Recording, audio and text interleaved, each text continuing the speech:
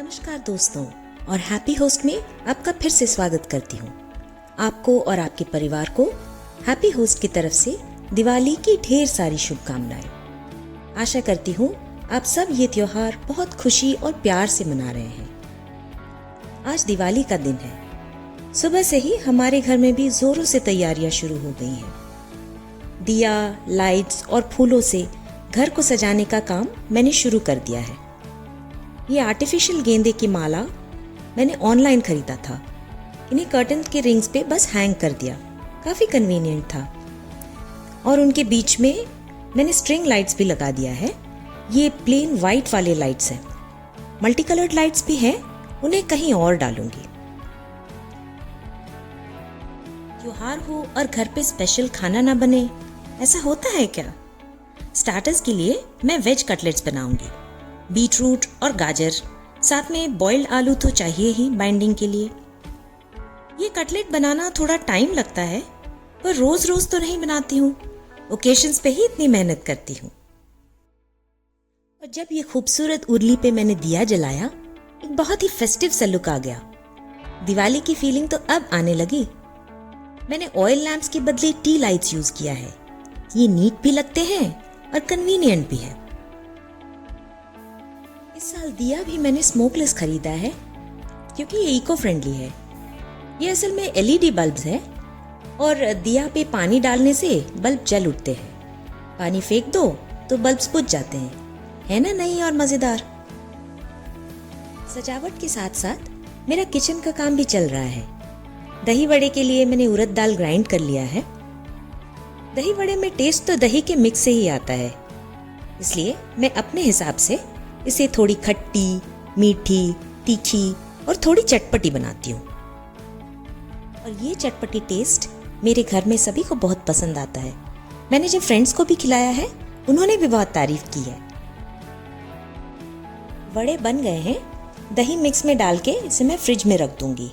शाम तक ये सॉफ्ट हो जाएंगे। कटलेट का मसाला भी ठंडा हो चुका है, मतलब रूम टेम्परेचर में आ गया है। और माँ हाथों से गोले बना के कटलेट्स को शेप देने लगी हैं। टेक्सचर बहुत बढ़िया आया है, देखिए हाथों में बिल्कुल नहीं चिपक रहा। अगर कभी कटलेट्स एक्स्ट्रा बन जाते हैं तो मैं इन्हें एक एयर टाइट डब्बे में बंद करके और फ्रिज में रख देती हूँ। 3-4 दिन तक तो आराम से रह जाता है। कटलेट के गोले तो सारे बन गए हैं। अब ये काम मुझे बड़ा मुश्किल लगता है, इनका कोटिंग बनाना। पहले बेसन के बैटर में डिप करना और फिर ब्रेड क्रम्स में इसे रोल करना। इसे आप स्पून से भी कर सकते हैं, पर मुझसे तो बिल्कुल भी नहीं होता। जब तक मैं खाना बना रही थी, माँ पूजा की सारी तैयारियां कर चुकी थी। मेरे घर में पूजा का मंदिर छोटा सा ही है, पर माँ बहुत भक्ति से फूल, दिया और अगरबत्ती से सजाई है। देखिए कितना सुंदर लग रहा है। माँ के पैर में दर्द रहने लगा है, इसकी वजह से वो जमीन पे बैठ नहीं सकती, तो मैंने एक चेयर रख दिया है वहाँ उनके लिए। उस पे बैठ के ही वो पूजा करती है। आज रात काली पूजा भी है, वहाँ हम शाम को देखने जाएंगे।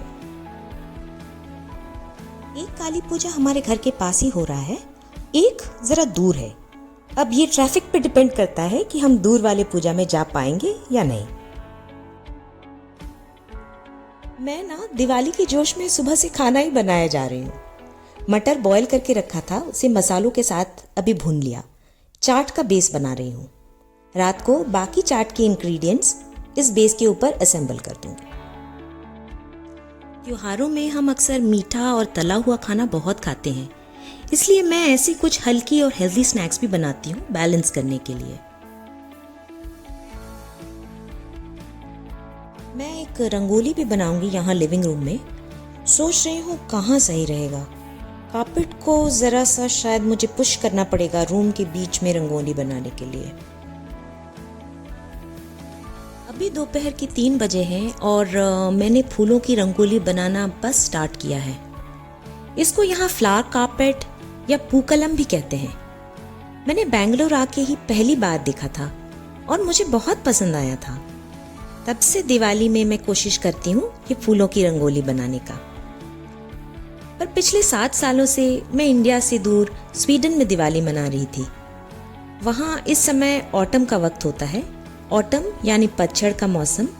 उसमें पेड़ों के पत्ते लाल, पीले और बहुत से ब्राइट कलर्स से रंग जाते हैं। तो मैं रंगोली उन ऑटम के पत्तों से ही बनाती थी। और ये बन गई मेरी रंगोली। कैसी लगी आप सबको?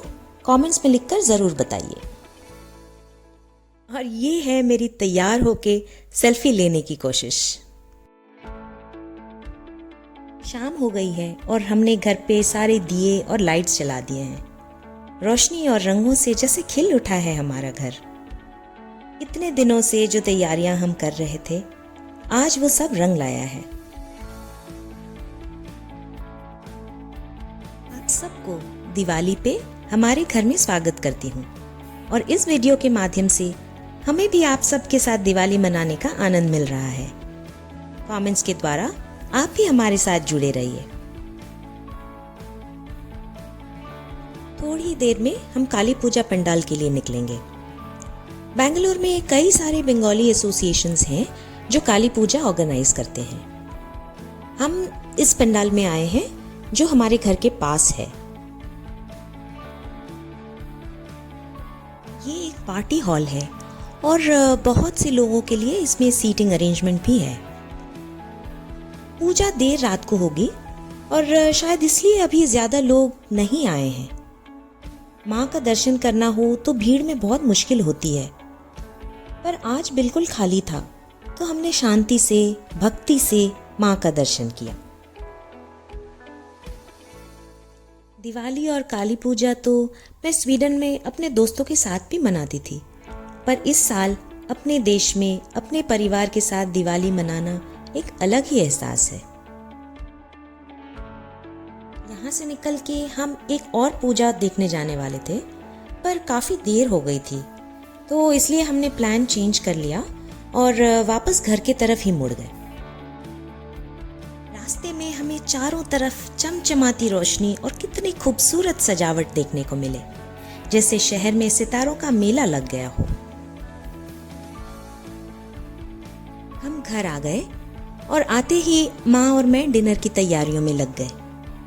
सुबह से खाना तो सब बनाया हुआ ही था, पर लास्ट मिनट भी कुछ तो रहता ही है, जैसे कटलेट्स फ्राई करना, चाट मिक्स करना, पूरियां तलना।